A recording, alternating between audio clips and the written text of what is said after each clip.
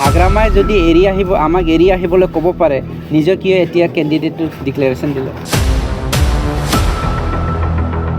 সাহস আছিল যদি 4.5 বছৰত তেওঁ সাহস কৰিলেহেঁতেন যে যদি মতা মানুহ হয় এছেম্বলিত আহিলেহেঁতেন। চৰকাৰৰ এৰাটো ডাঙৰ কথা নহয়। কি কয়, ৰাজনীতিটো জাতিৰ কাৰণে ডাঙৰ হ'ব নোৱাৰে। চব সকলো পলিটিকেল পাৰ্টিৰে যেনেকৈ ভাৰত এখন গণতন্ত্ৰ দেশ, ৰাষ্ট্ৰীয় দলেই হওক, আঞ্চলিক দলেই হওক, নিজস্ব এটা এজেণ্ডা থাকে, নিজস্ব এটা পলিচি থাকে। সেই এজেণ্ডা আৰু পলিচিৰ মাধ্যমেৰে সকলোৱে নিজস্ব পথেৰে যায় আৰু সমাজখনৰ মাজত আহে। গতিকে আমাৰ বিজেপিৰ যি পলিচি হিচাপে গৈ থাকিব।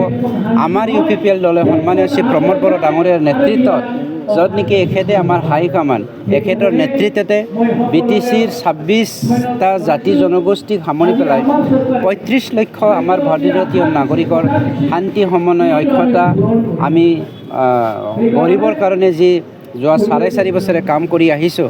আৰু সকলো জাতি জনগোষ্ঠীৰ সকলো ব্যক্তিয়ে সন্মানীয় প্ৰমোদ বড়ো ডাঙৰীয়াৰ নেতৃত্বত আমাৰ UPPL দলে বিকল্প এটা দল, যি দলে শান্তি কৰিব পাৰে, যি দলে মাটিৰ সমস্যা সমাধান কৰিব পাৰে, যি দলে সমন্বয়েৰে সকলো জাতি জনগোষ্ঠীক প্ৰকৃত গণতন্ত্ৰটো এনজয় কৰিবলৈ দিবলৈ সক্ষম হৈছে, তেনেকুৱা এটা দলকে আকৌ লাগে বুলি আজি হাতে হাত ধৰি দলে ওলাই আহিছে। গতিকে আমাৰ যি ৰাজনীতিক দলে নহওক কিয়, মই নাম ল'বলৈ মন নাই, এখেত সকলোকে আমি ৱেলকাম কৰিছোঁ। 17 বছৰে তেনেকুৱা ৰাজনৈতিক পাৰ্টিবিলাকে আহিবলৈ সক্ষম হোৱা নাছিল, গণতান্ত্ৰিকভাৱে ইয়াত ইলেকশ্যনত ভাগ ল'বলৈ সক্ষম হোৱা নাছিল। আজি আমি শান্তি প্ৰতিষ্ঠা কৰিছোঁ। হাগ্ৰামা ডাঙৰীয়াই আজি শান্তিৰ কথা মুখত আনিব লগা হৈছে। নিজে বাইকত উঠি পেলাই টাউনত বাহিৰত ঘূৰা ফুৰা কৰিবলৈ সক্ষম হৈছে। যি হাগ্ৰামাৰ দিনত মানুহে বাইক চলাই পেলাই ৰাস্তালৈও যাবলৈ সক্ষম হোৱা নাছিল, বড়ো মানুহে আদিবাসী গাঁৱত যাবলৈ সক্ষম হোৱা নাছিল, মুছলমান মানুহে বড়োসকলৰ চকু দি পেলাই কথা ক'বলৈ সক্ষম হোৱা নাছিল। গতিকে আজি সকলোৱে গম পাইছে BTCত শান্তি এটা সমাজ গঢ়িবলৈ সক্ষম হৈছে। সকলো দলে বলে আজি ৰাজনৈতিক দল, যি ৰাষ্ট্ৰীয় দলে হওক বা আঞ্চলিক দলে হওক, ওলাই আহি পৰিছে। চাওক, হাগ্ৰামাও কৈছে এইবাৰ শান্তি আনিম। 17 বছৰে কি কৰিছিলে? মই যদি প্ৰশ্ন কৰোঁ, 17 বছৰৰ 10 বছৰে কংগ্ৰেছৰ লগত BPF এলায়েন্স কৰিছিল, 5 বছৰে BJP এলায়েন্স কৰিছিল। মোতকৈ আপোনালোকে বেছি জানে। এই 10 বছৰ আৰু 5 বছৰ আৰু 2 বছৰ, 17 বছৰত তেওঁলোকে শান্তিৰ বাক্যটো মুখৰ পৰা কিয় মোহাৰি পেলাইছিল? মুখৰ পৰা কিয় আঁতৰাই লৈছিল? আজিহে শান্তিৰ কথা মুখত ওলাইছে। কিয়নো শান্তি অট'মেটিকেলি আমাৰ সমাজখনে বুটলি আনিছে। ইয়াত কোনোবা ৰাজনৈতিক দলে বুটলি অনা নাই। আজি UPPL দলটো ইউনাইটেড পিপলছ পাৰ্টি লিবাৰেল হিচাপে সকলো জাতি জনগোষ্ঠীয়ে একগোট হৈ পেলাই গঠন কৰিছে আৰু এই UPPLৰ মাধ্যমেৰে আজি শান্তি প্ৰতিষ্ঠা কৰিছে। গতিকে শান্তি ক'বলৈ সকলোৰে মুখত আজি সাহস হৈছে। গতিকে আহক, তেওঁলোকেও কওক। আজি এখন বৈঠক হৈছিল, বড়ো জাতীয় 16টাকৈ সংগঠন একেলগে একত্ৰিতভাৱে বৈঠক কৰিছিল আৰু অহা 12 আগষ্টৰ আগতে UPPL আৰু BPF একত্ৰিত হোৱাৰ আহ্বান কৰিছিল। এই প্ৰচেষ্টাটো আজিলৈকে কিয় সফল হোৱা নাই? আমাৰ UPPL দলৰ পৰা আমি মষ্ট ৱেলকাম।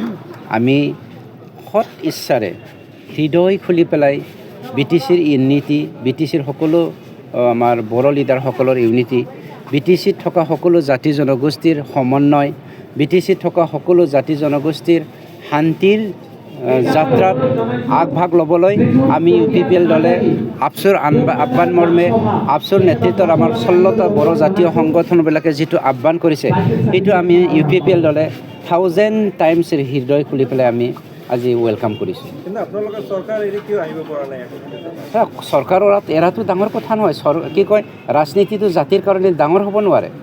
ৰাজনীতি যিকোনো মুহূৰ্ততে আমি ত্যাগ কৰিবলৈ প্ৰস্তুত, জাতিটো কিন্তু আমি মৰিবলৈ দিব নোৱাৰোঁ।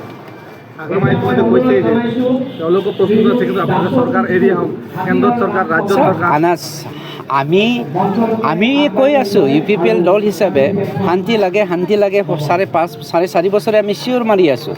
কিন্তু হাগ্ৰামাই আজি কৈছে এৰি আহক। হাগ্ৰামাই যদি আমাক এৰি আহিবলৈ ক'ব পাৰে, নিজে কিয় এতিয়া কেণ্ডিডেটটো ডিক্লেৰেশ্যন দিলে?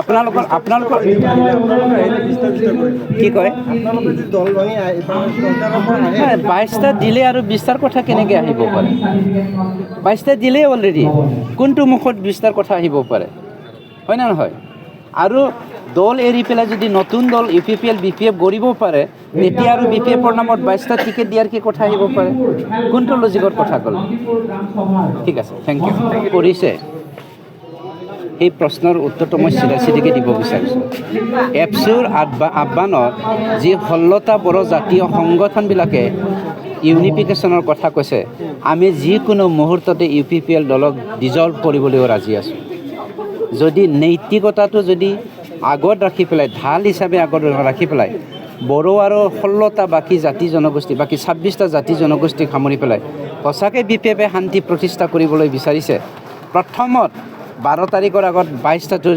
তেওঁলোকে হেৰি কৰক উইথড্ৰ কৰক তাৰপিছত BPF হিচাপে UPPL হিচাপে আমি ডিজলভ কৰিব পাৰে নোৱাৰে ইয়াৰ কথাটো আলোচনা কৰক ঠিক আছে আমি যিকোনো মুহূৰ্ততে প্ৰস্তুত UPPL দলটো জাতিৰ কাৰণে বেছি ডাঙৰ নহয় একে সাধাৰণ কথা UPPL দলটো আমি 26টা জাতি জনগোষ্ঠীহে একগোট হৈ পেলাই গঠন কৰিছোঁ এই 26টা জাতি জনগোষ্ঠী আলোচনা কৰি এপছুৰ বেনাৰত থাকি পেলাই আমি নতুন এখন সমাজ গঢ়ি আমাৰ লছ আছে কিয়নো আমি শান্তিৰ কাৰণে কাম কৰি আছোঁ তেওঁলোকৰ সাহস নাই মই কৈছোঁ হাগ্ৰামা এজন কাপুৰুষ তেওঁকতো দখনাহে পিন্ধাব লাগে মেখেলাহে পিন্ধিব লাগে চাদৰহে পিন্ধাব লাগে কিয়নো তেওঁ সাহস আছিল যদি 4.5 বছৰত তেওঁ সাহস কৰিলেহেঁতেন যে যদি মতা মানুহ হয় এছেম্বলিত আহিলেহেঁতেন থেংক ইউ